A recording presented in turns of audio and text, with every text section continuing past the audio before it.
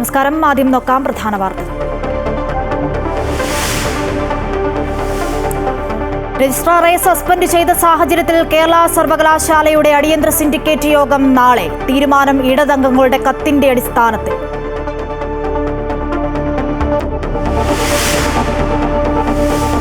Kottayam medical college അപകടത്തിൽ മന്ത്രി വീണ ജോർജിന്റെ രാജി ആവശ്യപ്പെട്ട് ഇന്നും സംസ്ഥാനത്തുടനീളം പ്രതിഷേധം. ആരോഗ്യമന്ത്രി വന്ന് ഉരുട്ടിവിട്ടതാണോ എന്ന പ്രസ്താവനയുമായി മന്ത്രി VN വാസവൻ. ആരോഗ്യരംഗത്ത് നടക്കുന്നത് PR ഏജൻസിയെ വെച്ചുള്ള നടപടികൾ മാത്രമെന്ന് പ്രതിപക്ഷ നേതാവ് VD സതീശൻ.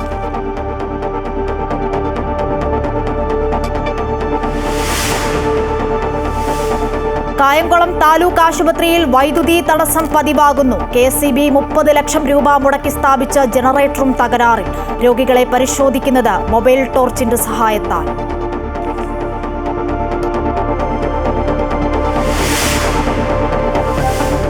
സംസ്ഥാനത്ത് ഈ മാസം 22 മുതൽ സ്വകാര്യ ബസ് പണിമുടക്ക്. ചൊവ്വാഴ്ച സൂചനാ പണിമുടക്ക്. സമരം വിദ്യാർത്ഥി കൺസെഷൻ വർദ്ധിപ്പിക്കണമെന്നതടക്കമുള്ള ആവശ്യങ്ങൾ ഉന്നയിച്ച് ചർച്ചയ്ക്ക് പോലും മന്ത്രി തയ്യാറാകുന്നില്ലെന്ന് ബസ് ഉടമകളുടെ സംഘടന.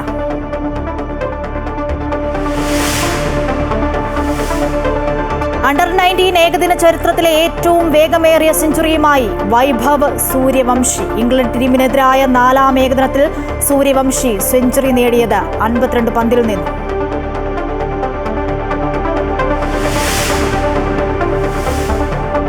KCL താരലേലത്തിൽ സഞ്ജു സാംസൺ വിലയേറിയ താരം. 26,80,000 രൂപയ്ക്ക് കൊച്ചി ബ്ലൂ ടൈഗേഴ്സിന് സ്വന്തം. ബേസിൽ തമ്പിയെ 8,40,000 രൂപയ്ക്ക് ട്രിവാൻഡ്രം റോയൽസ് സ്വന്തമാക്കി. ഷോൺ റോജർ 4,40,000 രൂപയ്ക്ക് തൃശൂർ ടൈറ്റൻസിൽ. കേരള സർവകലാശാല നാളെ അടിയന്തര സിൻഡിക്കേറ്റ് യോഗം ചേരും. രാവിലെ 11:30 മണിക്കാണ് യോഗം. സിൻഡിക്കേറ്റ് യോഗം വിളിക്കണമെന്ന് 16 ഇടതംഗങ്ങൾ ഒപ്പിട്ട് കത്ത് നൽകിയിട്ടുണ്ട്. ഭാരതാംബ വിവാദത്തിൽ രജിസ്ട്രാറെ സസ്പെൻഡ് ചെയ്ത VC ഡോക്ടർ മോഹൻ കുന്നുമ്മലിന്റെ നടപടി സിൻഡിക്കേറ്റ് യോഗം പുനഃപരിശോധിച്ചേക്കും. കൂടുതൽ വിവരങ്ങളുമായി തിരുവനന്തപുരത്തു നിന്നും രജിത്ത് ചേരുന്നുണ്ട്. രജിത്ത്, നാളെ ഇപ്പോൾ അടിയന്തര സിൻഡിക്കേറ്റ് യോഗം ചേരുകയാണല്ലോ. കഴിഞ്ഞ ദിവസങ്ങളിലൊക്കെ വലിയ പ്രതിഷേധമാണ് ഈ വിഷയത്തിൽ നമ്മൾ കണ്ടത് എന്നുള്ളതാണ്. എന്തൊക്കെ കാര്യങ്ങളായിരിക്കും പ്രധാനമായും ഈ യോഗം ചർച്ച ചെയ്യുക? വിവരങ്ങൾ എങ്ങനെ? സെനറ്റ് ഹാളിൽ ഗവർണറുടെ പരിപാടി റദ്ദ് ചെയ്ത നടപടിയുമായി ബന്ധപ്പെട്ടുകൊണ്ടാണ് മോഹൻ കുന്നുമ്മൽ രജിസ്ട്രാറെ സസ്പെൻഡ് ചെയ്യുന്ന ഒരു നടപടി ഉണ്ടായത്. അതിൽ പ്രതിഷേധിച്ചുകൊണ്ട് ഇടത് സിൻഡിക്കേറ്റ് അംഗങ്ങൾ രംഗത്തെത്തുകയും ചെയ്തിരുന്നു. ഈ ഇടത് സിൻഡിക്കേറ്റ് അംഗങ്ങൾ 16 ഇടത് സിൻഡിക്കേറ്റ് അംഗങ്ങൾ നൽകിയിട്ടുള്ള കത്തിന്റെ അടിസ്ഥാനത്തിലാണ് ഇപ്പോൾ സിൻഡിക്കേറ്റ് യോഗം ചേരുന്നതിനായി ആവശ്യപ്പെട്ടുകൊണ്ടുള്ള കത്ത് നൽകിയിരിക്കുന്നത്. അതിന്റെ അടിസ്ഥാനത്തിലായിരിക്കും നാളെ യോഗം ചേരുക. പ്രധാനമായും ഡോക്ടർ മോഹൻ കുന്നുമ്മൽ, വൈസ് ചാൻസലറായിട്ടുള്ള മോഹൻ കുന്നുമ്മൽ അവധിയിലാണ്. നിലവിൽ അദ്ദേഹത്തിന് പകരം ചുമതലയുള്ള സിസ തോമസ് ആയിരിക്കും എന്റെ അധ്യക്ഷതയായിരിക്കും ഒരുപക്ഷെ നാളെ സിൻഡിക്കേറ്റ് യോഗം ചേരുക. ഇന്ന് യൂണിവേഴ്സിറ്റിയിലെത്തിയ സിസ തോമസിനെ ഇടത് അംഗങ്ങൾ തടയുന്ന സാഹചര്യം അടക്കമുണ്ടായി. സിൻഡിക്കേറ്റ് യോഗം വിളിക്കണമെന്ന പ്രധാന ആവശ്യമാണ് അവർ മുന്നോട്ട് വെച്ചത്. ഭാരതാംബ വിഷയത്തിലടക്കം ഗവർണർ പങ്കെടുത്ത പരിപാടിയിലടക്കം നടന്നിട്ടുള്ള പരിപാടികളുടെ സംഘർഷത്തിന് പിന്നാലെയാണ് ഇപ്പോൾ രജിസ്ട്രാർ ഗവർണറെ നേരത്തെ സസ്പെൻഡ് ചെയ്യുകയും ചെയ്തത്. ഇത്തരം ഇതിലടക്കമുള്ള വലിയ പ്രതിഷേധമാണ് സർവകലാശാലയിൽ ഉയർന്നു വരികയും ചെയ്തത്. അതേസമയം ഭാരതാംബ ചിത്രത്തിന്റെ വിവാദവുമായി ബന്ധപ്പെട്ടുകൊണ്ട് യൂണിവേഴ്സിറ്റി രജിസ്ട്രാറെ സസ്പെൻഡ് ചെയ്ത വൈസ് ചാൻസലറുടെ നടപടി ഹൈക്കോടതി ഇതുവരെയും സ്റ്റേ ചെയ്യാത്ത ഒരു സാഹചര്യം കൂടി നിലനിൽക്കുകയാണ്. രജിസ്ട്രാർ നൽകിയിട്ടുള്ള ഹർജി വിശദമായി വാദം കേൾക്കുന്നതിനായി കോടതി മാറ്റിവെക്കുകയും ചെയ്തിട്ടുണ്ട്. അത്തരത്തിൽ ഏതെങ്കിലും തരത്തിൽ ഭാരതാംബയുടെ ചിത്രം മതചിഹ്നമാകുന്നത് എങ്ങനെയാണ് എന്ന കാര്യം കൂടി കോടതി ചോദിക്കുന്നുണ്ട്. ഗവർണർ പങ്കെടുത്ത പരിപാടിയെ കുറിച്ച് കൂടി കൂടുതൽ ഗൗരവത്തോടുകൂടി രജിസ്ട്രാർ കഴിഞ്ഞ ദിവസം രജിസ്ട്രാർ ഇടപെടണമായിരുന്നു എന്നൊരു നിലപാടാണ് സിംഗിൾ ബെഞ്ച് ഇപ്പോൾ നൽകിയിരിക്കുന്നത്. എന്തുതന്നെയായാലും ഇതിൽ കൂടുതൽ പരിശോധനയ്ക്കായി കോടതി കൂടി തയ്യാറെടുക്കുന്ന സാഹചര്യത്തിൽ റദ്ദാക്കിയിട്ടില്ല കോടതി. അതും കൂടി നിലനിൽക്കുന്ന സാഹചര്യത്തിലാണ് ഇപ്പോൾ വീണ്ടും സിൻഡിക്കേറ്റ് യോഗം ചേരണമെന്ന ആവശ്യം മുന്നോട്ട് വെച്ചിരിക്കുന്നത്. 16 ഇടത് അംഗങ്ങളുടെ സിൻഡിക്കേറ്റിലെ 16 ഇടത് അംഗങ്ങളുടെ ആവശ്യപ്രകാരമാണ് നാളെ 11:30 സിൻഡിക്കേറ്റ് യോഗം ചേരുന്നത്. രജിത്ത്, അതോടൊപ്പം തന്നെ നമുക്കറിയാം ഈ വിഷയത്തിൽ ഇന്നലെ ഹൈക്കോടതിയുടെ ഇടപെടൽ ഉണ്ടായിരുന്നു. ഇതിപ്പോൾ മോഹൻ കുന്നുമ്മലിന്റെ നടപടി സിൻഡിക്കേറ്റ് യോഗം പുനഃപരിശോധിക്കാനിരിക്കുകയാണ്. ഈ യോഗത്തിൽ ഒരു തീരുമാനമുണ്ടായില്ലെങ്കിൽ അല്ലെങ്കിൽ ഒരു സമവായം ഉണ്ടായില്ലെങ്കിൽ വരും ദിവസങ്ങളിൽ എങ്ങനെയായിരിക്കും? വീണ്ടും ഒരു പ്രതിഷേധം ഉണ്ടാകാനുള്ള സാധ്യതയുണ്ടോ? എങ്ങനെയായിരിക്കും ഇതിനെ സർക്കാർ സമീപിക്കുക? തീർച്ചയായും ഇത് സിംഗിൾ ബെഞ്ചിന്റെ ഭാഗത്തു നിന്നാണ് ഇപ്പോൾ നേരത്തെ ഞാൻ സൂചിപ്പിച്ചതുപോലെയുള്ള ഒരു പരാമർശം ഉണ്ടായത്. രജിസ്ട്രാർ ഗവർണറുടെ പരിപാടിയെ കൂടുതൽ ഗൗരവത്തോടു കൂടി കാണേണ്ടതായിരുന്നു എന്ന ഒരു ഇടപെടില്ല എന്ന തരത്തിലുള്ള ഒരു കാര്യമാണ് കോടതിയുടെ ഭാഗത്തു നിന്നും ഉണ്ടായത്. ഒപ്പം തന്നെ ഭാരതാംബയുടെ ചിത്രം എങ്ങനെയാണ് ഒരു മതത്തിന്റെ ചിഹ്നമായി മാറുന്നത് എന്ന കാര്യം കൂടി കോടതി ചോദിച്ചിട്ടുണ്ട്. ഇതിൽ കൂടുതൽ പരിശോധനയ്ക്കായി കൂടുതൽ വാദം കേൾക്കുന്നതിനായാണ് കോടതി മാറ്റിവെച്ചിരിക്കുന്നത്. ആ സാഹചര്യത്തിലാണ് ഇപ്പോൾ ഈ നടപടികൾ രജിസ്ട്രാറെ സസ്പെൻഡ് ചെയ്ത നടപടി പുനഃപരിശോധിക്കണമെന്ന് ആവശ്യപ്പെട്ടുകൊണ്ട് സിൻഡിക്കേറ്റ് യോഗം ചേരണമെന്ന ആവശ്യം സിൻഡിക്കേറ്റ് അംഗങ്ങൾ വെച്ചിരിക്കുന്നത്. അതും 16 ഇടത് അംഗങ്ങളുടെ സിൻഡിക്കേറ്റ് അംഗങ്ങളുടെ ആവശ്യപ്രകാരം ആണ് നാളെ 11:30 യോഗം ചേരുകയും ചെയ്യുന്നത്. ശരി, വിവരങ്ങളാണ് രജിത് കുമാർ തിരുവനന്തപുരത്ത് നിന്നും നൽകിയത്. ആരോഗ്യമന്ത്രി വീണ ജോർജിനെതിരെ പ്രതിഷേധം കടുപ്പിച്ച യുവജന സംഘടനകൾ. മന്ത്രിയുടെ രാജി ആവശ്യപ്പെട്ട് സംസ്ഥാന വ്യാപക പ്രതിഷേധം. തിരുവനന്തപുരത്തെ ഔദ്യോഗിക വസതിയിലേക്ക് യൂത്ത് കോൺഗ്രസ് നടത്തിയ മാർച്ച് അക്രമാസക്തം. കോഴിക്കോടും കണ്ണൂരും കാസർഗോഡും DMO ഓഫീസിലേക്ക് യൂത്ത് കോൺഗ്രസ് പ്രവർത്തകർ നടത്തിയ മാർച്ചിലും സംഘർഷം.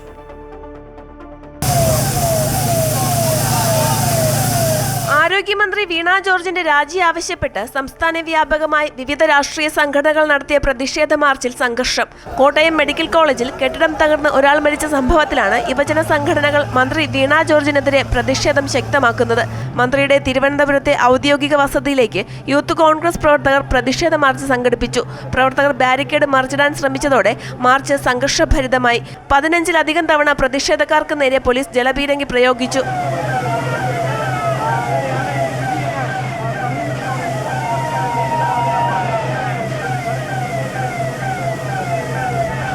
എറണാകുളം DMO ഓഫീസിലേക്ക് നടത്തിയ ജില്ലാ യൂത്ത് കോൺഗ്രസ് മാർച്ചിലും പ്രവർത്തകരും പോലീസും തമ്മിൽ ഏറ്റുമുട്ടി. നിരവധി യൂത്ത് കോൺഗ്രസ് പ്രവർത്തകർക്ക് പരിക്കേറ്റു. പ്രവർത്തകർക്ക് നേരെ പോലീസ് 3 തവണ ജലപീരങ്കി പ്രയോഗിച്ചു.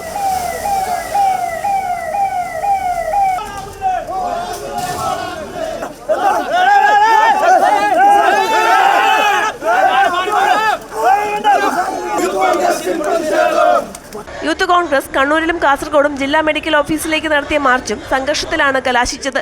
പ്രവർത്തകരും പോലീസും തമ്മിൽ ഏറ്റുമുട്ടി. ഓഫീസ് ഗേറ്റ് തള്ളി തുറക്കാൻ ശ്രമിച്ച പ്രവർത്തകർക്ക് നേരെ പോലീസ് ജലപീരങ്കി പ്രയോഗിച്ചു. നിരവധി പ്രവർത്തകരെ പോലീസ് ബലം പ്രയോഗിച്ച് അറസ്റ്റ് ചെയ്തു നീക്കി.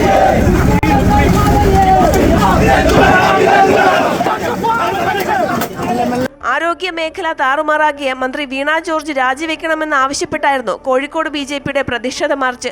ആരോഗ്യവകുപ്പ് സർക്കാരിന്റെ അന്ത്യകൂദാശയ്ക്ക് കാരണമാകുമെന്ന് BJP മുൻ സംസ്ഥാന അധ്യക്ഷൻ K. സുരേന്ദ്രൻ മാർച്ച് ഉദ്ഘാടനം ചെയ്തുകൊണ്ട് പറഞ്ഞു.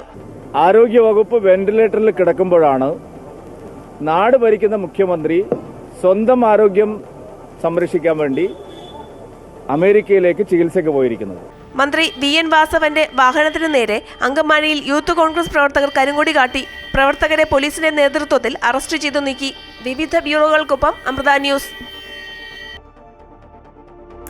ആരോഗ്യമന്ത്രി വീണ ജോർജിന്റെ പത്തനംതിട്ടയിലെ വീട്ടിലേക്ക് BJP നടത്തിയ മാർച്ചിൽ സംഘർഷം. വീട്ടിലേക്കുള്ള റോഡിൽ സ്ഥാപിച്ച ബാരിക്കേഡ് മറികടക്കാൻ ശ്രമിച്ച പ്രവർത്തകരും പോലീസും തമ്മിൽ ഉന്തും തള്ളുമുണ്ടായി. പിന്നീട് പ്രവർത്തകരെ പോലീസ് ബലം പ്രയോഗിച്ച് അറസ്റ്റ് ചെയ്ത് നീക്കി. BJPയുടെ പ്രതിഷേധം.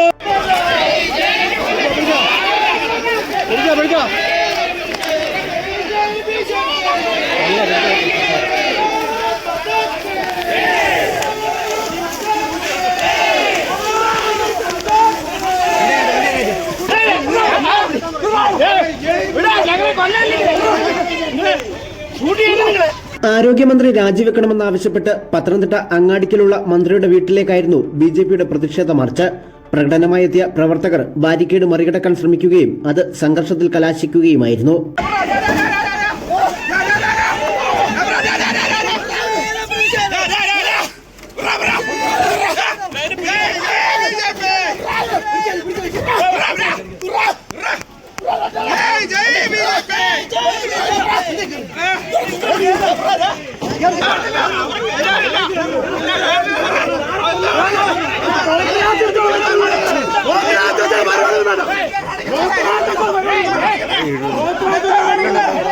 തുടർന്ന് മാർച്ച് ജില്ലാ പ്രസിഡന്റ് ഉദ്ഘാടനം ചെയ്യുന്നതിന് മുൻപ് തന്നെ മുഴുവൻ പ്രവർത്തകരെയും പോലീസ് അറസ്റ്റ് ചെയ്ത് നീക്കി. മന്ത്രി വീട്ടിൽ ഉണ്ടായിരുന്നതുകൊണ്ട് തന്നെ വൻ പോലീസാണ് പ്രദേശത്ത് നിലയുറപ്പിച്ചിരുന്നത്. അമൃത ന്യൂസ്, പത്തനംതിട്ട. മന്ത്രി വീണ ജോർജ് രാജിവെക്കണമെന്നാവശ്യപ്പെട്ട് പത്തനംതിട്ട നഗരത്തിൽ യൂത്ത് കോൺഗ്രസ് പ്രവർത്തകരുടെ നഗരപ്രദക്ഷിണം. ഈ കപ്പൽ മുങ്ങുകയാണെന്ന പ്രതീകവുമായി കപ്പലിന്റെ മാതൃകയുമായാണ് പ്രവർത്തകർ നഗരപ്രദക്ഷിണം നടത്തിയത്.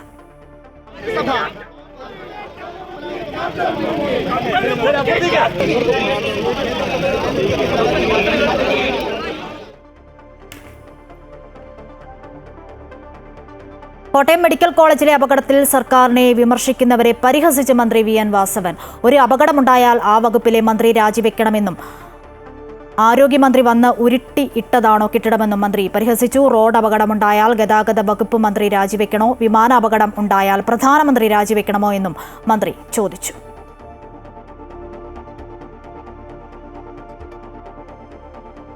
ആരോഗ്യരംഗത്ത് നടക്കുന്നത് PR ഏജൻസിയെ വെച്ചുള്ള നടപടികൾ മാത്രമെന്ന് പ്രതിപക്ഷ നേതാവ് വി.ഡി. സതീശൻ. സംസ്ഥാനത്തെ മരുന്ന് വിതരണം പ്രതിസന്ധിയിലെന്നും ആരോഗ്യമേഖല സ്തംഭിച്ചെന്നും പ്രതിപക്ഷ നേതാവ് ആരോപിച്ചു. ബിന്ദുവിന്റെ മരണത്തിൽ ഉത്തരവാദി സർക്കാർ മാത്രമാണ്. പകർച്ചവ്യാധികൾ 1-ാം സ്ഥാനം കേരളത്തിനാണ്. മരുന്നുകൾ ഉൾപ്പെടെ അവശ്യ വസ്തുക്കളൊന്നും കേരളത്തിലെ ആശുപത്രികളിലില്ലെന്നും വി.ഡി. സതീശൻ പ്രതികരിച്ചു. ഈ ആരോഗ്യരംഗത്ത് നടക്കുന്ന ഈ കൊള്ളയെ ഒരുപാട് അഴിമതിയുണ്ട്. ഞങ്ങളതെല്ലാം പുറത്തു കൊണ്ടുവരും. പിണറായിണ്ട് വെറും PR മാനേജ്മെന്റ് മാത്രമാണ്. PR ഏജൻസിയെ വെച്ച് നടത്തുന്ന പ്രചരണം മാത്രമാണ് കുറെ നാളായി ആരോഗ്യരംഗത്ത് നടക്കുന്നത്. അത് പറയുക തന്നെ ചെയ്യുക സംശയമില്ല. ആരോഗ്യ വകുപ്പ് വെന്റിലേറ്ററുള്ള ആരോഗ്യമന്ത്രി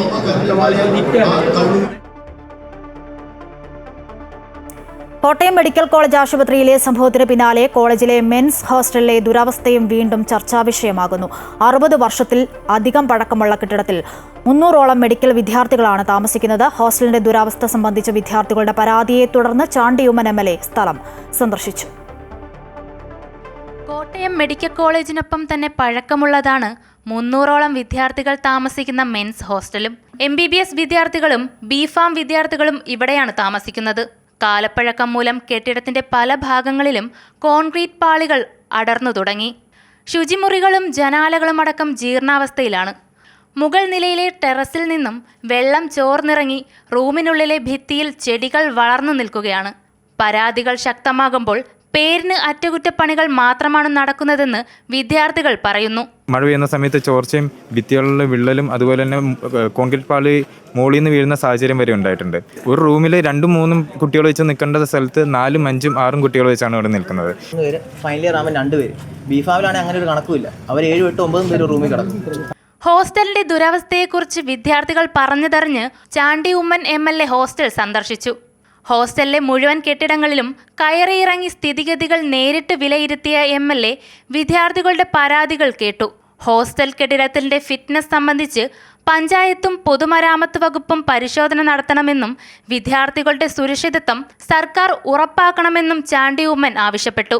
ഞങ്ങളിപ്പോൾ കണ്ടപ്പോൾ അടി തൊട്ട് മേൽ വരെ തകർന്നിരിക്കുന്ന ഒരു സാഹചര്യം, അവിടുത്തെ ജനലുകൾ തകർന്നിരിക്കുന്ന സാഹചര്യം, വേസ്റ്റ് കൊണ്ട് അവിടെ നിൽക്കാൻ പറ്റാത്ത സാഹചര്യം, ടോയ്ലറ്റുകൾ തകർന്നിരിക്കുന്ന സാഹചര്യം. എങ്ങനെ ഇവിടുത്തെ വിദ്യാർത്ഥികൾ മുന്നോട്ട് പോകും? ഇതിൻ്റെ ഫിറ്റ്നസ് അടിയന്തരമായിട്ട് പരിശോധിക്കേണ്ടതാണ്. സർക്കാർ സ്വന്തം ചെലവിൽ തന്നെ ഈ കുട്ടികളെ സംരക്ഷിക്കും. ഇത് ആരെങ്കിലും ഒരു അതോറിറ്റി ഒരു ഉത്തരം പറഞ്ഞേ. ഇവിടെ ഉത്തരവാദിത്വം നിന്ന് ഒളിച്ചോടുകയാണ്. മെഡിക്കൽ കോളേജിൽ സംഭവിച്ചതുപോലെ ഹോസ്റ്റലിലും സംഭവിക്കാൻ സർക്കാർ കാത്തു നിൽക്കരുത്. മെഡിക്കൽ വിദ്യാർത്ഥികൾക്ക് കൂടുതൽ മെച്ചപ്പെട്ട താമസ സൗകര്യം ഒരുക്കാൻ സർക്കാർ തയ്യാറാകണമെന്നും MLA ആവശ്യപ്പെട്ടു. അമൃത ന്യൂസ്, കോട്ടയം.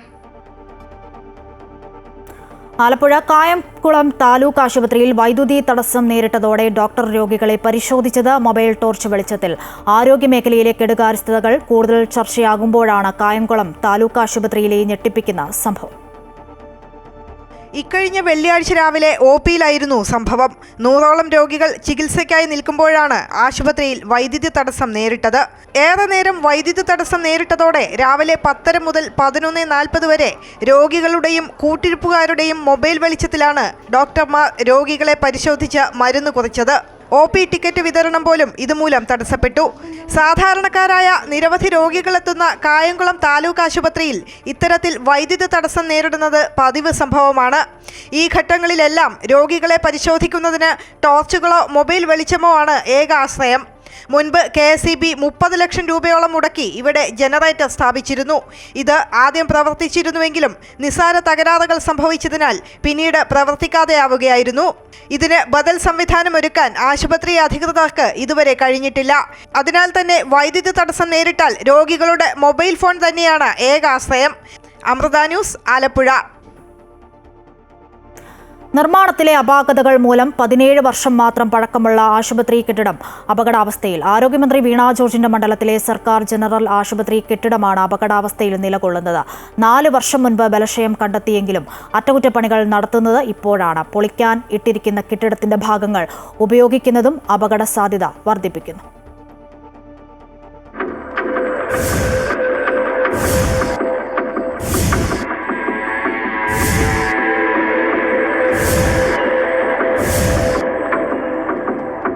പത്തനംതിട്ട ജനറൽ ആശുപത്രിയിലെ പ്രധാന ബ്ലോക്കായ BNC കെട്ടിടമാണ് അപകടഭീതി സൃഷ്ടിക്കുന്നത്.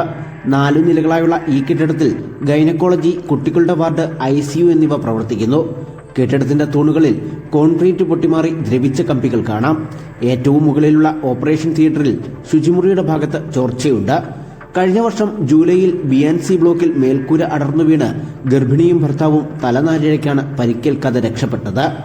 BNC കെട്ടിടത്തിന്റെ ബലക്ഷയം ദൂരവ്യാപക പ്രത്യാഘാതങ്ങൾക്ക് ഇടവരുത്തിയേക്കുമെന്ന് ആശുപത്രി വികസന സമിതി അംഗം മുഹമ്മദ് അൻസർ പറയുന്നു.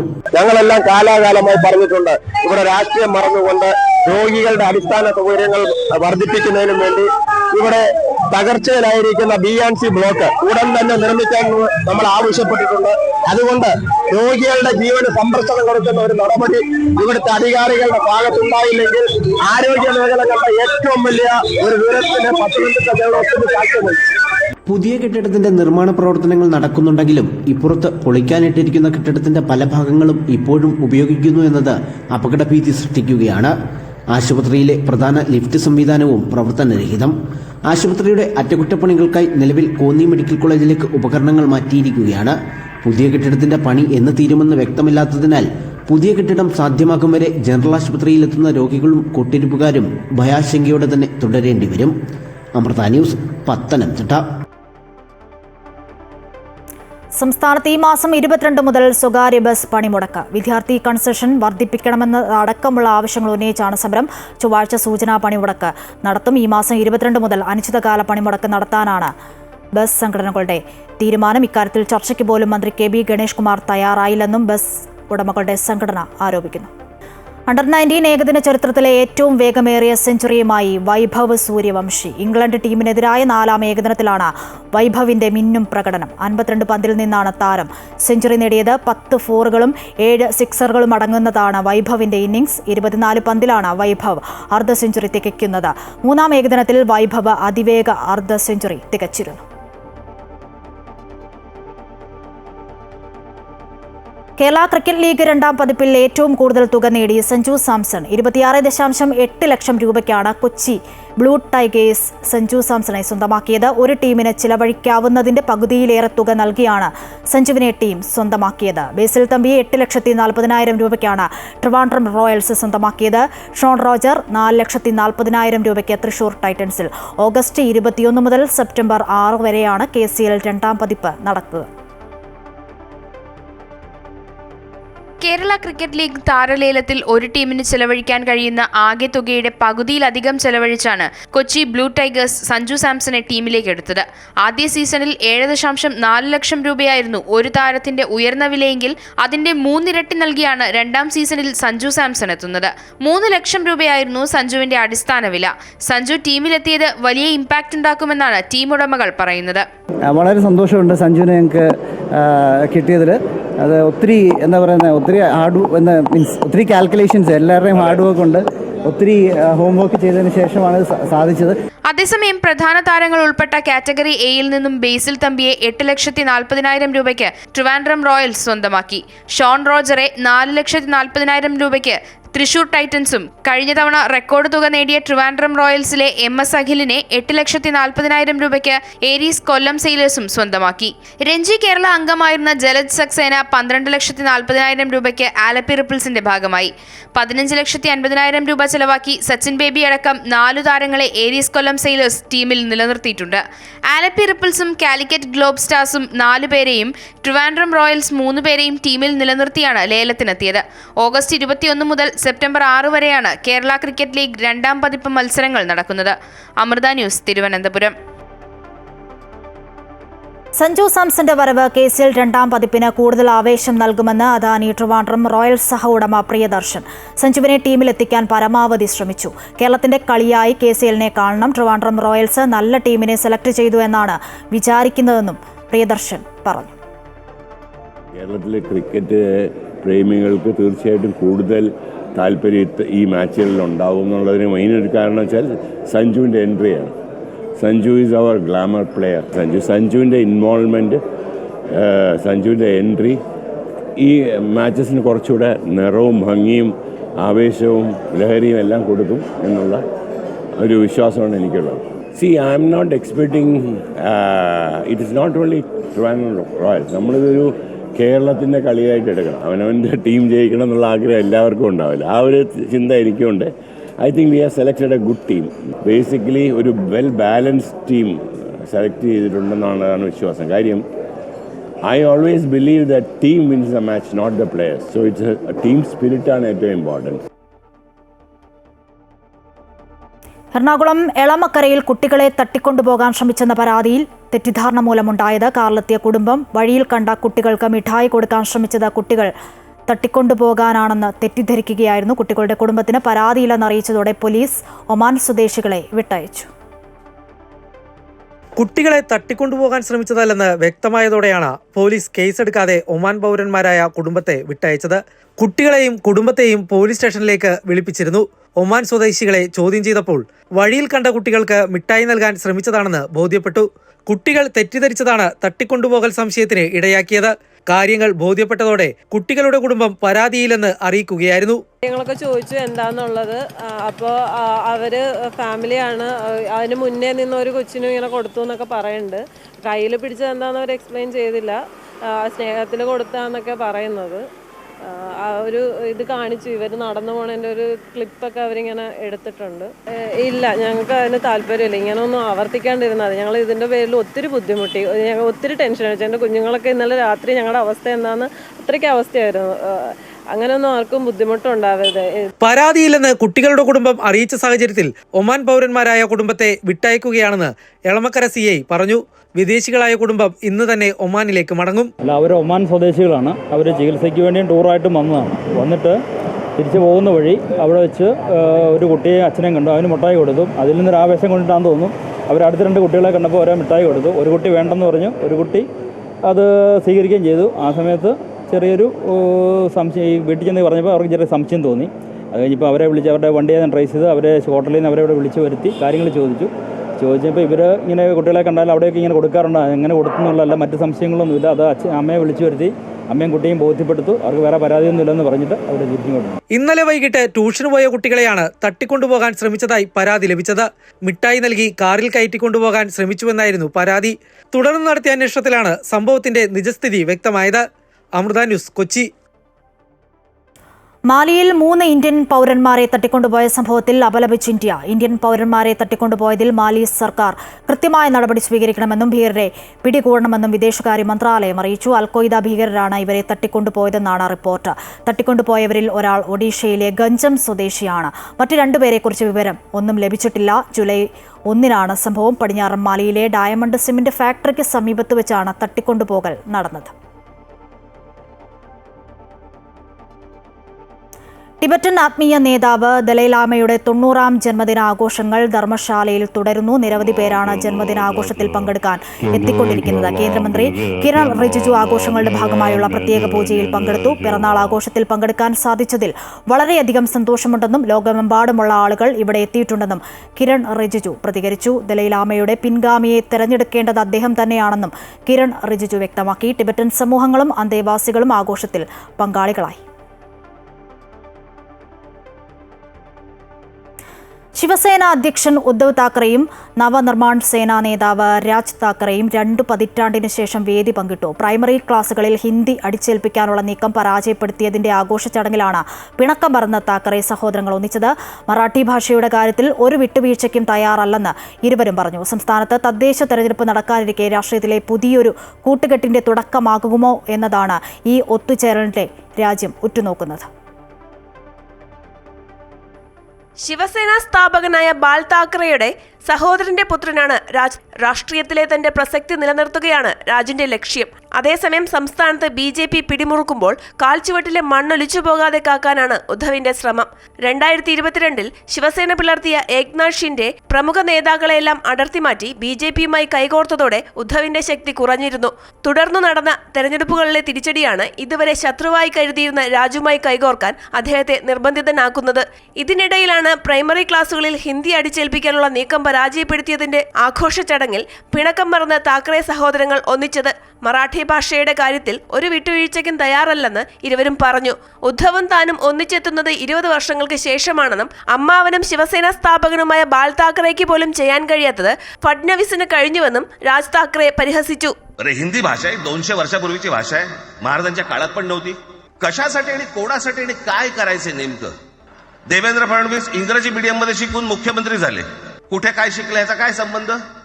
कोणाकोणाची मुलं इथे परदेशामध्ये शिकतायत, याद्या आहेत आमच्याकडे. ഇംഗ്ലീഷ് മറാഠി മീഡിയം സ്കൂളുകളിലെ 1 മുതൽ 5 വരെയുള്ള ക്ലാസുകളിലെ വിദ്യാർത്ഥികൾക്ക് ഹിന്ദി നിർബന്ധിത ഭാഷയാക്കിക്കൊണ്ടുള്ള ഉത്തരവ് ഏപ്രിൽ 16-നാണ് ഫഡ്നവിസിന്റെ നേതൃത്വത്തിലുള്ള സർക്കാർ പുറപ്പെടുവിച്ചത്. എന്നാൽ ഇത് കടുത്ത പ്രതിഷേധത്തിന് ഇടയാക്കിയിരുന്നു. പ്രതിഷേധം കനത്തതിനെ തുടർന്ന് ഉത്തരവ് പിൻവലിക്കുകയായിരുന്നു. മുംബൈയെ മഹാരാഷ്ട്രയിൽ നിന്ന് വേർതിരിക്കാനുള്ള പദ്ധതിയുടെ മുന്നോടിയായാണ് ത്രിഭാഷാ നയമെന്നായിരുന്നു രാജ് താക്കറെയുടെ പ്രതികരണം. 2005-ലാണ് അവസാനമായി രാജ് താക്കറെയും ഉദ്ധവ് താക്കറെയും വേദി പങ്കിടുന്നത്. പിന്നീട് രാജ് താക്കറെ ശിവസേന നിന്ന് തെറ്റിപ്പിരിഞ്ഞ് മഹാരാഷ്ട്ര നവനിർമ്മാൺ സേനയ്ക്ക് രൂപം കൊടുക്കുകയായിരുന്നു. എന്നാൽ തുടർന്നുള്ള നിയമസഭാ തെരഞ്ഞെടുപ്പിന് ശേഷം അദ്ദേഹത്തിന്റെ പാർട്ടിക്ക് ശക്തി തെളിയിക്കാൻ കഴിഞ്ഞിട്ടില്ല. എന്തായാലും സംസ്ഥാനത്ത് തദ്ദേശ തെരഞ്ഞെടുപ്പ് നടക്കാനിരിക്കെ രാഷ്ട്രീയത്തിലെ പുതിയൊരു കൂട്ടുകെട്ടിന് തുടക്കമാകുമോ എന്നാണ് ഉദ്ധവിന്റെയും രാജിന്റെയും ഈ ഒത്തുചേരലിനെ രാഷ്ട്രീയ ലോകം ഉറ്റുനോക്കുന്നത്. News desk Amrita news. Cochin Devaswom ബോർഡിന് കീഴിലെ ക്ഷേത്രോപദേശക സമിതികൾക്ക് കൂച്ചുവിലങ്ങ്. ദേവസ്വം ബോർഡിന്റെ അനുമതി കൂടാതെ വാർത്താ സമ്മേളനമോ വാർത്താക്കുറിപ്പോ പാടില്ലെന്നാണ് പുതിയ ഉത്തരവ്. ക്ഷേത്രങ്ങൾക്ക് മേൽ സർക്കാർ തീരുമാനങ്ങൾ അടിച്ചേൽപ്പിക്കുന്നുവെന്ന ആക്ഷേപവും ശക്തമാണ്. കൊച്ചിൻ ദേവസ്വം ബോർഡ് ക്ഷേത്രങ്ങളിലെ ഉപദേശക സമിതികളെ നിയന്ത്രിക്കുന്നതിന് വേണ്ടിയാണ് ബോർഡ് സെക്രട്ടറിയുടെ ഉത്തരവ്. ക്ഷേത്രങ്ങളുടെ നടത്തിപ്പിനും ചടങ്ങുകൾ വീഴ്ചയില്ലാതെ നടത്തുന്നതിനും ആവശ്യമായ സഹായം ബോർഡിന്റെ അനുമതിയോടെ ചെയ്യുകയാണ് ഉപദേശക സമിതികളുടെ ചുമതലയെന്നാണ് ജൂലൈ 3-ന് ബോർഡ് സെക്രട്ടറി ഇറക്കിയ ഉത്തരവിലുള്ളത്. ഭക്തരിൽ നിന്ന് സംഭാവന സ്വീകരിച്ചാണ് ക്ഷേത്ര നവീകരണം ഉൾപ്പെടെ ഉപദേശക സമിതികൾ നിർവഹിക്കുന്നത്. തുച്ഛമായ വിഹിതമാണ് ഇതിനായി ദേവസ്വം ബോർഡ് നൽകുന്നത്. അതിസങ്കീർണമാണ് ഇതിനായുള്ള നടപടിക്രമവും. ബോർഡിന്റെ പുതിയ നിർദ്ദേശത്തിൽ ഭക്തർക്കും സംഘടനകൾക്കും എതിർപ്പുണ്ട്. ഹൈക്കോടതി ഉത്തരവ് പ്രകാരം രാഷ്ട്രീയ കക്ഷി നോമിനികൾക്ക് സമിതികളിൽ കയറാനാകില്ല. നറുക്കെടുപ്പിലൂടെയാണ് സമിതി അംഗങ്ങളെ തെരഞ്ഞെടുക്കുന്നത്. അതിനാൽ സമിതി അംഗങ്ങൾ വിമർശനമുയർത്താനുള്ള സാധ്യത മുൻകൂട്ടി കണ്ടാണ് നിയന്ത്രണം ഏർപ്പെടുത്തുന്നതെന്നാണ് വിവരം. പുതിയ ഉത്തരവ് പ്രകാരം ദേവസ്വം ഓഫീസർമാരാണ് സമിതി ട്രഷറർ. ഇക്കാര്യം അംഗീകരിക്കാൻ പല സമിതികളും എതിർപ്പ് പ്രകടിപ്പിക്കുന്നതിനിടെയാണ് ബോർഡ് സെക്രട്ടറിയുടെ പുതിയ ഉത്തരവ്. സാധനങ്ങൾക്ക് അടിക്കടിയുണ്ടാകുന്ന വിലക്കയറ്റം മൂലം ക്ഷേത്രങ്ങളുടെ ദൈനംദിന ചടങ്ങുകൾ പോലും പ്രതിസന്ധിയിലാണിപ്പോൾ. വഴിപാടിനങ്ങൾക്ക് ദേവസ്വം ബോർഡ് നൽകുന്ന വിഹിതം വർദ്ധിപ്പിച്ചിട്ട് 4 വർഷമായെന്നും ഉപദേശക സമിതികൾ ആരോപിക്കുന്നു. അമൃത ന്യൂസ്, തൃശൂർ. സ്വാശ്രയ കോഴ്സുകൾ ആരംഭിക്കാനുള്ള നടപടികളുമായി കേരള കലാമണ്ഡലം. സ്വാശ്രയ കോഴ്സിലേക്ക് അപേക്ഷ ക്ഷണിച്ചു. ഭരതനാട്യം, വയല എന്നീ സ്വാശ്രയ കോഴ്സുകളിലേക്കാണ് അപേക്ഷ ക്ഷണിച്ചത്. കേരള കലാമണ്ഡലം ആരംഭിച്ച സമയത്ത് മുന്നോട്ട് വെച്ച മൂല്യങ്ങളുടെ കടക്കൽ കത്തിവെക്കുന്ന പ്രവർത്തനമാണ് സ്വാശ്രയ കോഴ്സുകളുടെ ആരംഭമെന്നാണ് ആക്ഷേപം. കടുത്ത സാമ്പത്തിക പ്രതിസന്ധി നേരിടുന്ന കലാമണ്ഡലം സ്വകാര്യവൽക്കരണത്തിലേക്ക് ചുവടുവെക്കുന്നുവെന്നാണ് വിമർശനം. ഭരതനാട്യം, വയലിൻ എന്നീ സ്വാശ്രയ കോഴ്സുകളിലേക്കാണ് നിലവിൽ അപേക്ഷ ക്ഷണിച്ചത്. സ്വാശ്രയ കോഴ്സുകളാവുന്നതോടുകൂടി സ്വാഭാവികമായും സെമസ്റ്റർ ഫീസായി വലിയ തുക നൽകേണ്ടി വരുമെന്ന ആശങ്കയിലാണ് വിദ്യാർത്ഥികൾ. കഥകളിയും മോഹിനിയാട്ടവും പരിപോഷിപ്പിക്കുക എന്ന ഉദ്ദേശത്തോടെയാണ് കേരള കലാമണ്ഡലം ആരംഭിച്ചത്. പിന്നീട് മറ്റു കലാരൂപങ്ങൾ അനുബന്ധ കോഴ്സുകളായി ആരംഭിക്കുകയായിരുന്നു. സാമ്പത്തിക പ്രതിസന്ധി നേരിടുന്ന സാഹചര്യത്തിൽ സ്വാശ്രയ കോഴ്സുകൾ ആരംഭിച്ചാൽ റെഗുലർ കോഴ്സുകൾ നിർത്തിപ്പോകുമെന്ന ആശങ്കയും വിദ്യാർത്ഥികൾക്കിടയിലുണ്ട്. കലാമണ്ഡലം പോലുള്ള സ്ഥാപനങ്ങൾ സ്വയം വരുമാനം കണ്ടെത്തട്ടെ എന്നാണ് സർക്കാർ നയമെന്നും ഒരു വിഭാഗം വിമർശിക്കുന്നു. അമൃത ന്യൂസ്, തൃശൂർ. കോൺഗ്രസിലെ ക്യാപ്റ്റൻ മേജർ പരാമർശത്തിൽ മുതിർന്ന നേതാക്കൾക്കിടയിൽ അസംതൃപ്തി തുടരുന്നു. കോൺഗ്രസിന് ആവശ്യം ക്യാപ്റ്റനും മേജറുമല്ല, സോൾജിയർമാരാണെന്ന് മുല്ലപ്പള്ളി രാമചന്ദ്രൻ കോഴിക്കോട് പറഞ്ഞു. 10,000-കണക്കിന് പടയാളികൾ കോൺഗ്രസിനുണ്ട്, അവരാണ് പാർട്ടിയുടെ കരുത്തെന്നും മുല്ലപ്പള്ളി കോഴിക്കോട് കൂട്ടിച്ചേർത്തു. നിലമ്പൂർ ഉപതെരഞ്ഞെടുപ്പിലെ വിജയത്തിന് പിന്നാലെയാണ് കോൺഗ്രസിൽ ക്യാപ്റ്റൻ മേജർ തർക്കം ഉയർന്നു വന്നത്. പ്രതിപക്ഷ നേതാവിനെ ക്യാപ്റ്റൻ എന്ന് വിശേഷിപ്പിച്ചപ്പോൾ അതിലുള്ള അതൃപ്തി രമേശ് ചെന്നിത്തല പ്രകടമാക്കി. താൻ പ്രതിപക്ഷ നേതാവായിരിക്കുമ്പോഴും പല ഉപതെരഞ്ഞെടുപ്പും വിജയിച്ചിട്ടുണ്ടെന്നും അന്ന് തന്നെയാരും ക്യാപ്റ്റൻ ആക്കിയിട്ടില്ലെന്നുമായിരുന്നു രമേശ് ചെന്നിത്തലയുടെ പ്രതികരണം. രമേശ് ചെന്നിത്തല ക്യാപ്റ്റനല്ല മേജർ ആണെന്ന് വി.ഡി. സതീശൻ ഇതിന് മറുപടിയും നൽകി. തുടർന്ന് വിഷയത്തിൽ കെ. മുരളീധരനും സണ്ണി ജോസഫും നിലപാട് വ്യക്തമാക്കുകയായിരുന്നു. തങ്ങൾ ക്യാപ്റ്റനുമല്ല മേജറുമല്ല, സാധാരണ പട്ടാളക്കാരാണെന്നായിരുന്നു ഇരുവരുടെയും പ്രതികരണം. ഇതിന്റെ ചുവട് പിടിച്ചാണ് ഇപ്പോൾ മുല്ലപ്പള്ളി രാമചന്ദ്രനും രംഗത്ത് വന്നത്. ഞങ്ങൾ പറഞ്ഞല്ലോ, ഇപ്പൊ ക്യാപ്റ്റനും മേജറും ഒന്നുമല്ല ഇവിടുത്തെ പ്രശ്നം. ഇവിടെ കോൺഗ്രസിന് വേണ്ടിയിട്ട് 24 മണിക്കൂറും പ്രവർത്തിക്കുന്ന പ്രവർത്തകന്മാർ, കർമ്മഭടന്മാർ, അവരുടെ വലിയ പടനിരയാണ് ഇവിടെ വേണ്ടത്. വല്ലത് ക്യാപ്റ്റനും മേജറും തമ്മിലുള്ള പോരാട്ടമൊന്നും ഞങ്ങൾക്ക് പ്രസക്തമല്ല ഈ പാർട്ടിയിൽ. സോൾജിയേഴ്സാണ് വേണ്ടത് പാർട്ടിയിൽ. ആ സോൾജിയേഴ്സ് എത്ര 10,000-കണക്കിന് സോൾജിയേഴ്സ് ഞങ്ങൾക്കുണ്ട്. എന്തിനും വേണ്ടി തയ്യാറായിട്ടില്ല. ഒരുപാട് ആളുകൾ പാർട്ടിയോട് അങ്ങേയറ്റം പ്രതിബദ്ധത, 10,000-കണക്കായ ആളുകൾ ഉൾക്കൊള്ളുന്ന പാർട്ടിയാണ് ഞങ്ങളുടെ പാർട്ടി. അതേസമയം അനാവശ്യ തർക്കങ്ങളിൽപ്പെട്ട് കോൺഗ്രസിന്റെ സ്വീകാര്യത ഇല്ലാതാക്കരുതെന്നും ഭരണം തിരിച്ചുപിടിക്കുക എന്നതാണ് ഇപ്പോൾ പ്രധാനമെന്നുമാണ് ഒരു വിഭാഗം മുതിർന്ന കോൺഗ്രസ് നേതാക്കളുടെ അഭിപ്രായം. അമൃത ന്യൂസ്, കോഴിക്കോട്. സൂംബയുടെ കാര്യത്തിൽ തൂമ്പയുമായി ഇറങ്ങിയവർ ഏതൊക്കെ ഭീഷണികൾക്ക് മുൻപിൽ മുട്ടുമടക്കുമെന്ന് കാത്തിരുന്ന് കാണാമെന്ന് BJP മുൻ സംസ്ഥാന അധ്യക്ഷൻ കെ. സുരേന്ദ്രൻ. രാഷ്ട്രീയമായ പല കാര്യങ്ങളും പഠിപ്പിക്കാനായി വിദ്യാഭ്യാസ വകുപ്പിനെ ദുരുപയോഗം ചെയ്യുകയാണ്. ദേശീയ നയത്തിന്റെ ഭാഗമായ പല കാര്യങ്ങളും ഇവിടെ പഠിപ്പിക്കുന്നില്ല. വിദ്യാഭ്യാസ മേഖലയെ പൂർണ്ണമായും ചുവപ്പുവൽക്കരിക്കാനുള്ള നീക്കമാണ് നടക്കുന്നതെന്നും സുരേന്ദ്രൻ കോഴിക്കോട് പറഞ്ഞു. സൂംബയുടെ കാര്യത്തിൽ ഇപ്പോൾ തുമ്പയുമായി ഇറങ്ങിയവർ ഇനി ഏതൊക്കെ ഭീഷണികൾക്ക് മുമ്പിൽ മുട്ടുമടക്കും എന്നുള്ളത് നമ്മൾ കാത്തിരുന്ന് കാണാൻ പോവുകയാണ്. ഇപ്പം തന്നെ പറയാൻ തുടങ്ങി, ചർച്ച നടത്താം. ഇതെന്താ വലിയ സമരമാണോ ഇവിടെ നടക്കുന്നത്? ആരോടെ ചർച്ച നടത്തുന്നത്? തലക്കെട്ടുകാർ വന്ന് പറയുമ്പോഴേക്ക് ചർച്ച നടത്താമെന്ന് പറയാൻ എന്താ ഇവിടെ സംഭവിച്ചിരിക്കുന്നത്? അപ്പോൾ ആ വിഷയത്തിൽ ഞങ്ങൾ അഭിപ്രായമുണ്ട്. തെരുവുനായ ശല്യത്തിൽ സഹികെട്ട് കാസർഗോഡ് തൃക്കരിപ്പൂർ ടൗണും സ്കൂൾ പരിസരവും. Government vocational higher secondary school കോമ്പൗണ്ടിൽ നായകൾ വിഹരിക്കുകയാണ്. നായശല്യത്തിനെതിരെ നടപടി സ്വീകരിക്കാത്തതിൽ പ്രതിഷേധവും ശക്തമാണ്.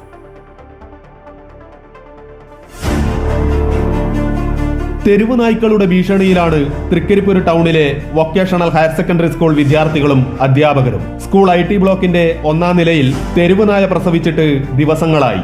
9 നായക്കുഞ്ഞുങ്ങളുമായി അധ്യാപകരും വിദ്യാർത്ഥികളും കയറി വരുന്ന സ്ഥലത്ത് തെരുവുനായ കിടക്കുന്നത് ഏറെ ഭയപ്പാടുണ്ടാക്കുകയാണ്. സ്കൂൾ കവാടത്തിലും വരാന്തകളിലുമെല്ലാം തെരുവുനായ്ക്കൾ വിഹരിക്കുകയാണ്. ഓടിക്കാൻ ശ്രമിച്ചാൽ നായ്ക്കൾ കൂട്ടത്തോടെ കുരച്ചു ചാടാൻ ശ്രമിക്കും.